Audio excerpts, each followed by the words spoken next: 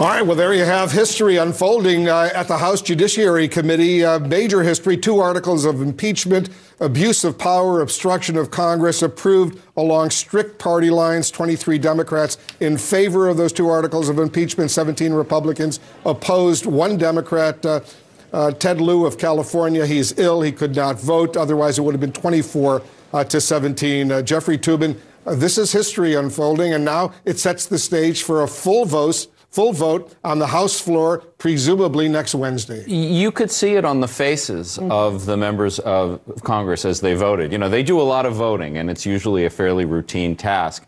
But I think you saw on the faces of people on both sides the gravity of the situation, the fact that this is a rare event in American history, and they all know that their obituaries, whenever they depart the world, it will be noted how they voted here and the fact that they served on this committee at this time. And I think they recognized that, and they were appropriately sobered. It really was striking. I totally agree, Jeff, to see after all the sort of vitriol of the past several months, particularly over the past 24 hours, in their chairs, somber faces. Martha Roby, she's retiring, she's a Republican, even had her son in the seat with her to mark the moment of history, even though she obviously doesn't support it.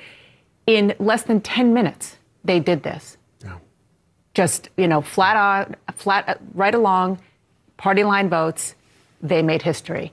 And the fact that we are here, that we are looking at this, is really remarkable, given the fact that it doesn't happen very often. I mean, you always say, Wolf Blitzer, that you like this job because you have a front row seat to history. Sometimes history is fascinating and fun, and sometimes history is somber and momentous, and this one was the latter. Well, there's only 4 times. Andrew Johnson, 1868, there was a vote in the House of Representatives. He was impeached, eventually acquitted. In the Senate, where you need a 2/3 majority. Richard Nixon, the 2 articles of impeachment against him were approved in the Judiciary Committee in 1974. When he realized that he was going to be impeached in the House and probably convicted in the Senate, he simply resigned. So he was not formally impeached by the House of Representatives. Bill Clinton, 1998, he was impeached in the House of Representatives after the Judiciary Committee recommended articles of impeachment. He was acquitted in the Senate as well. Now Donald J. Trump, 2019. They could have had this vote last night, Abby. It was only, as Dennis says, 10 minutes or so. But the Democrats clearly wanted it in daylight. Exactly, because they knew what would happen if they did vote at 1 in the morning or 2 in the morning on articles of impeachment, that immediately the talking point would be almost like a Washington cliche.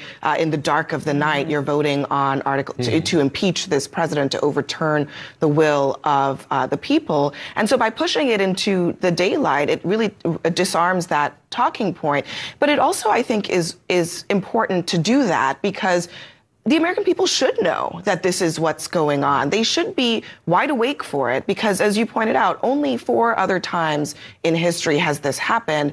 And this is not something that we ought to take lightly. And, the president himself is aware of that. He doesn't like, obviously, the idea that now this will be on his gravestone in his obituary.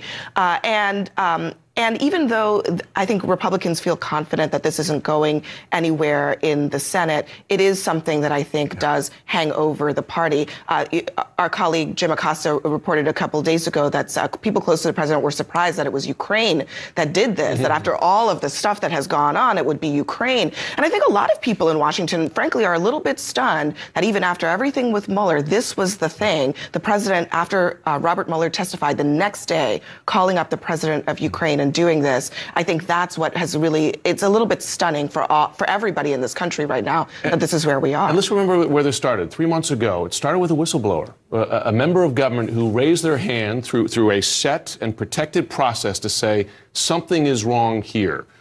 With that call. And it expanded beyond that because we learned it wasn't just a call to the Ukrainian president.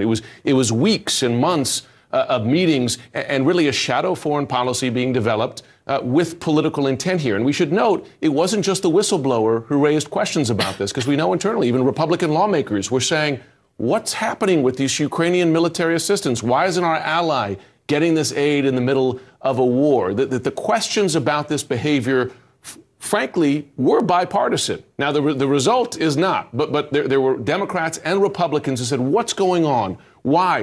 And remember the words of, say, a Lindsey Graham early on in this process. Well, if you were to establish a quid pro quo, that would then be a problem. The president's EU ambassador said this was a quid pro quo, and everybody was aware of it. Everybody was in on it, Pompeo, etc. But you've heard all that, and it's become a party line vote here. But it is remarkable that 3 months ago, we didn't expect this to happen. A whistleblower complaint raises this issue to the public consciousness, and that's where we are today. You know, Michael Gerhardt, you're a professor of law. You understand the impeachment process well. I brought my little Constitution with me.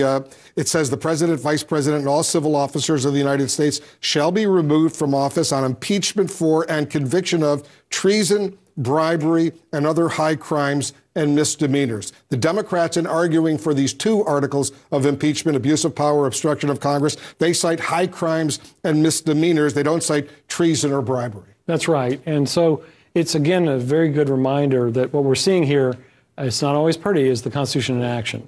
This is a constitutional process, and so a big part of that is what has to do with what's an impeachable offense. And other high crimes and misdemeanors basically is defined as abuse of power.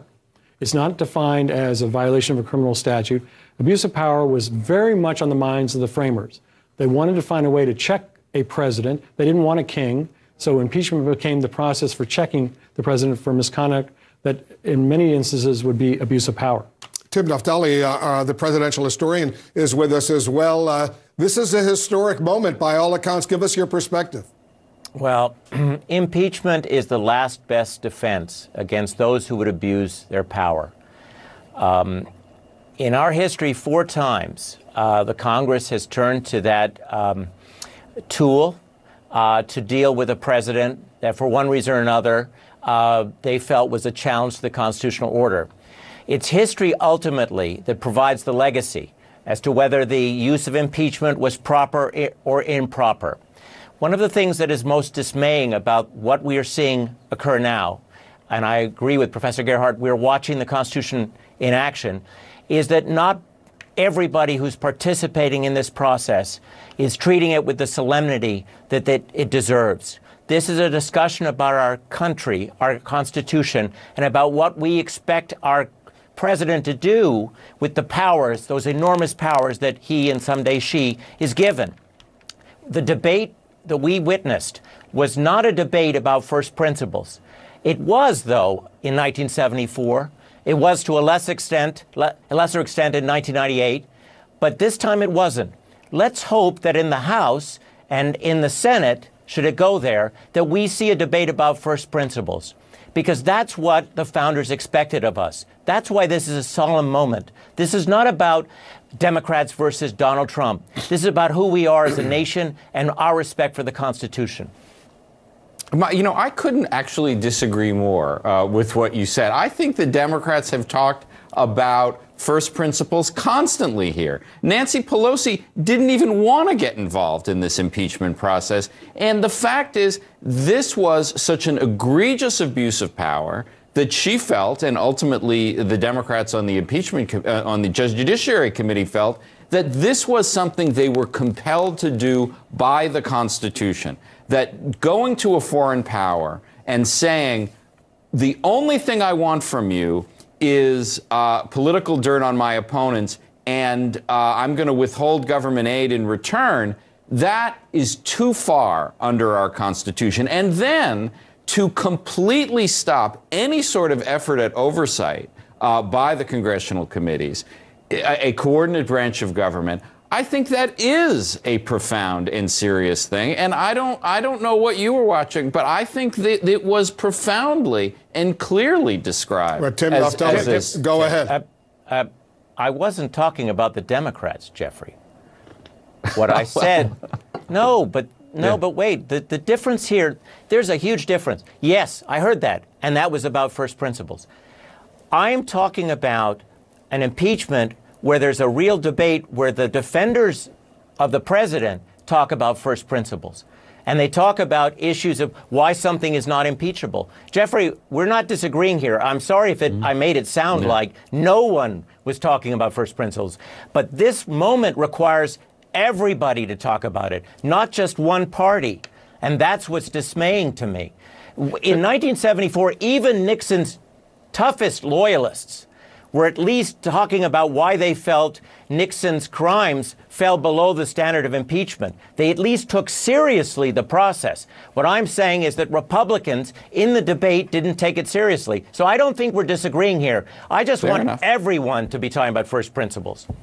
You know, it's interesting, Dana, that the 23-17 vote in the House Judiciary Committee strictly along party lines, the Democrats all voting for these two articles of impeachment, the Republicans all opposing these two articles of impeachment. I suspect next Wednesday, assuming there's a vote in the full House of Representatives and all the members are there, basically it will be, once again, almost completely, there'll be a few Democrats, maybe 2 or 3 or 4, who will vote against these articles of impeachment, but it doesn't look, at least right now, as if any of the Republicans are going to support these articles. It doesn't. And at the beginning of this process, it was a big open question about whether or not some would, particularly the about 20 or so Republicans in the House who are retiring and have nothing to lose politically. Some of them are young and they want a future in politics, so they do potentially have something to lose. But the key is to remember that, since we're talking about history, it was largely along party lines the last time this happened in the House, but there was crossover on both sides. Some Democrats, depending on the article of impeachment, voted against their fellow Democrat in the White House or to impeach him. You're referring to Bill Clinton. Bill Clinton. And so that is going to be probably a different dynamic now than it was before. And it does speak to a lot of quotes that we have seen from Democrats. Jerry Nadler, for example, who said back in '98, you shouldn't impeach along party lines. You have to have everybody come together. And now his answer to the fact that this is going to be partisan is that the Republicans are putting party over country. And so there's always an answer for everything, but it is an important. Well, I wonder if I wonder if a lot of Americans are probably asking themselves, is there something wrong with the system that in such a short period of time relative to the scope of American history that we have had so many impeachments and that these impeachments have become increasingly partisan in nature?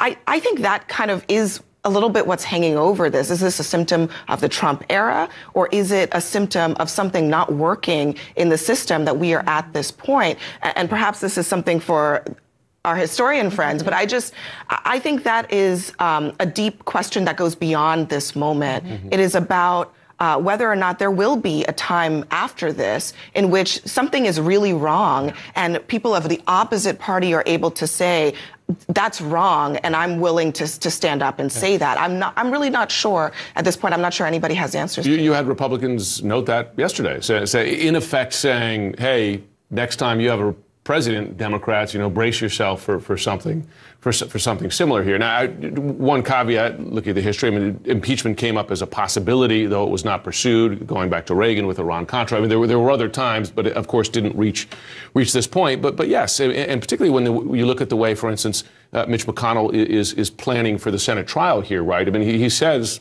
on Fox News last night, he's coordinating directly with the White House, which is something that Democrats in the Clinton impeachment purposely did not do. They said that would impinge upon my impartiality as a juror, which in effect I'm sitting at. That's another sign of how far the partisan divide has moved on. I have a theory about what you said, but I'm curious what the historians. Well, I appreciate that. Better think of something fast. Well, one thing that strikes me is that there's so much discussion, particularly in the present, as we're looking at this happening, a discussion about politics. And everybody's consumed with the politics.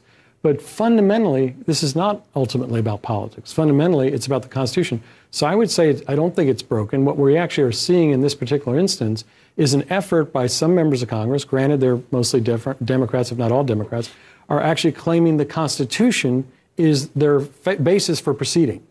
And the response so far from the Republicans has been long on politics and short on law.